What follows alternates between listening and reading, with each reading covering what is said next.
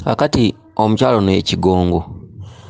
Omukyalo n'agambye nti yaloose omwami gwali naye mu relationship nga amulambuza ku ssomero gy'asomeranga primary naye nga amulambuza ekizimbe amulambuza class P3 kati nga batambula ng'agenda amulambuza.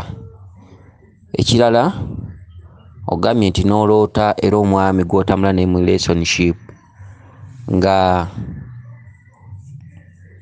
omwami oyo nga ayambadde t-shirt ya green ndooza ya kiragala. Ogambye nti omwami oyo ng'olaba nga ali ne maama wo nga azze wa maama wo ng'olaba banyumya nnyo era nga ba mukwano. Omwami oyo kyava avaawo n'agenda aleeta ettooke, ate ettooke ogambye nti walabye alitema mu lusuku. Ekirala n'ogamba nti walabye nga mwetegekera okugenda ku mukolo oba ku mbaga ng'oyambadde gomesi ya lemon green, kati ate wagenza okulaba nga mukwano gwo ate engatto zo z'ayambadde, naye ogambye nti tewalayo bwe mugenda. Akati nnyabo omwami gw'otambula naye mu nkolagano olwaleero oba mu mukwano oba omwami wo gw'otambula naye olwaleero mu kintu ekyo, buli lw'omuloota oba olaba kabaka yawadde mu t-shirt ya green, oyo kabaka ndawula, oba olaba kabaka ndawula. Ye t-shirt ya green yatambulira mu kabonero aka kiragala, gwe musambwa gw'omukulu oba kabaka w'omukulu, bye bigere mw'otambulira oba bwe buyinza mw'otambulira kubanga omwami yabadde mu t-shirt ya green. Akati ogambye ng'omulambuza ku ssomero gye wasomeranga ne mwabadde ku kiraasi ya P3 oba mu kiraasi ya P3 ng'olaba omulambuza. Akatuntundu akookubiri olabidde era omwami oyo nga azze wa maama wo, kye kitundutundu ekitambulira mu bwa Ssaalongo ne Nnaalongo nti kabaka ndawula ne maama Nandawula, ye mwami yabadde mu t-shirt ya green. Akati maama ye maama Nnaalongo, wagenza okulaba nga banyumya nnyo era nga ba mukwano. Bye bituntundu mw'otambulira. Eyabadde ali ne maama wo gw'oyise omwami wo ye kabaka ndawula. Omukyala we yabadde azze bwe bwa Nnaalongo bukutuddemu, so otambulira mu bituntundu ebyo bibiri, taata maama. Akati omwami n'asituka wagenda aleeta ettooke, ettooke bwe buyinza mw'otambulira bwe buyinza obukubangibwa, ettooke litegeeza bwa Nnaalongo bwe buyinza bw'omukyala. Akati ettooke ogambye nti yalitemye mu lusuku.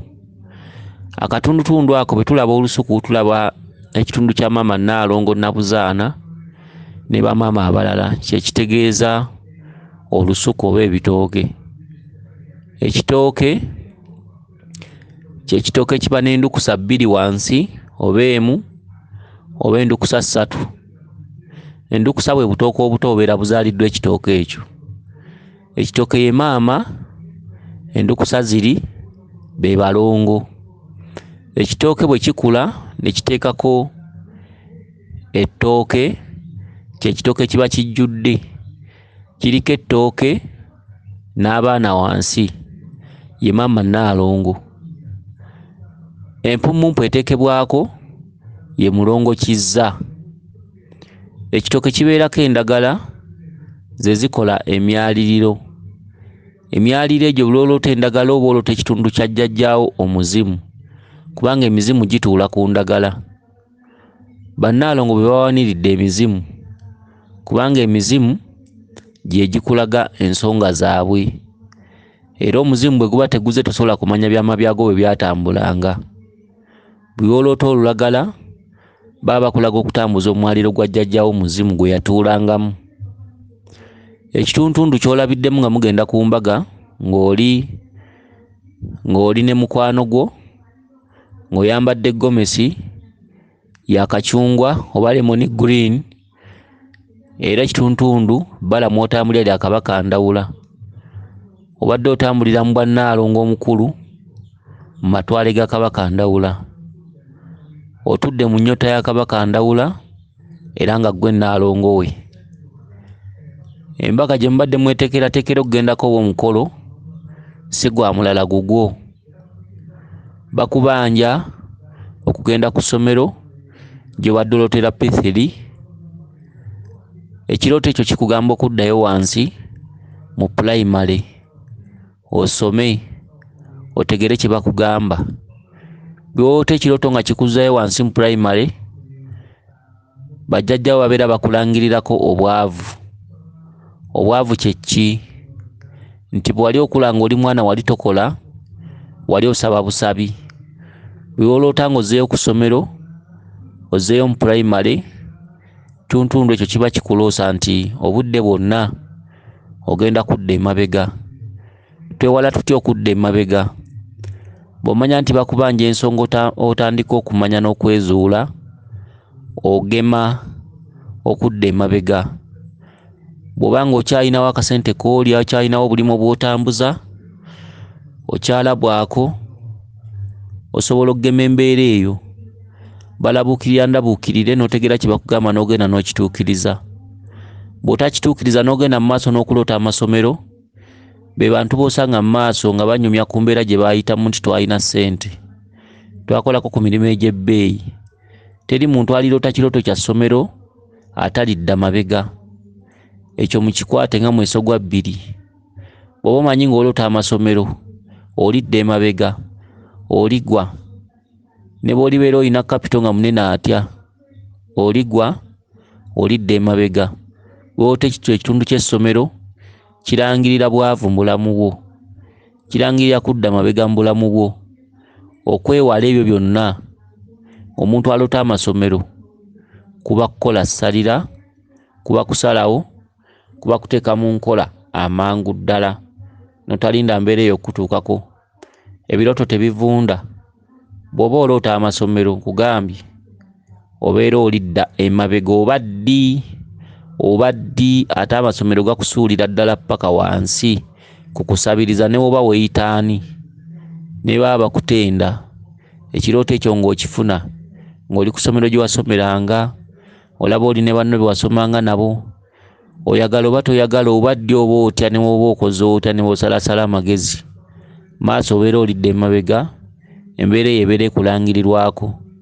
Kyokka okwewala ebyo byonna babeera bakugamba kuddayo wansi, otandika okwezuula ng'embeera tennaba kusajjuka. Kati oloose nga mugenda ku mbaga, ng'oli mu Gomesi ya Lemon Green, bakugamba ekituntundu ekyo otambulira mu bbala lya Kabaka Ndawula. Obadde ne mukwano gwo ng'ate ali mu ngatto zo. Mukwano gwo muzimu. Mukwano gwo y'alina obuyinza bwo. Olina omuzimu ogwakulonda. Naye omuzimu ogugamba nti bw'oli mmanya ndikuwa ebibyo.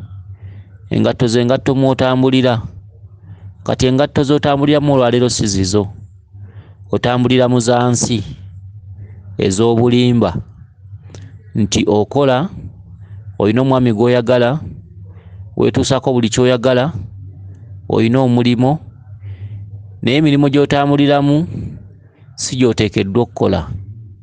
Emirimu gy'otambuliramu si gigyo. Ensi gy'otambuliramu ekulimba. Akalimo k'okola kakulimba. Okwebeezaawo kw'olaba weebeezaawo kukulimba. Okuweerera abaana bo kw'olaba oweereramu kukulimba. Buli kimu ky'okwasako engalo kikulimba. Bakugambye nti by'olina okutambuliramu, ebigere by'olina okutambuliramu oba engatto zo, wali wazirina.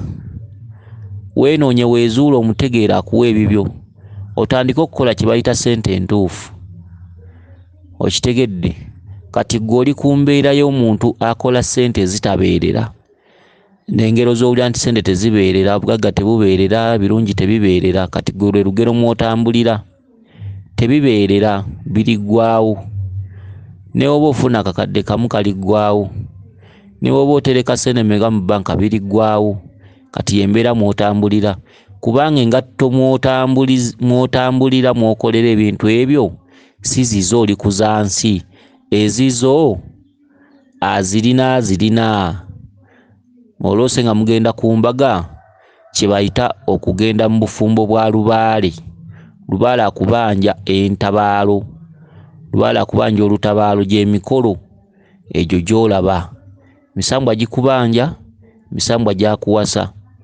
Buli kintu kyonna ky'okola olwaliyo nga togitegedde kirifa, kiriggwaawo, bicupuli, enkya ggwe muntu alituuka ng'anyumyako binyumye nti nakwatako kakadde. Naye ng'olwaleero onoonya bulimu bwa kulima ku byalo, bakola mu restaurant oba kukola emirimu egimu egitajja. Kansubire nti otegedde bulungi. Weewaawo yenze Omulangira Jjuuko mu Nabuddu.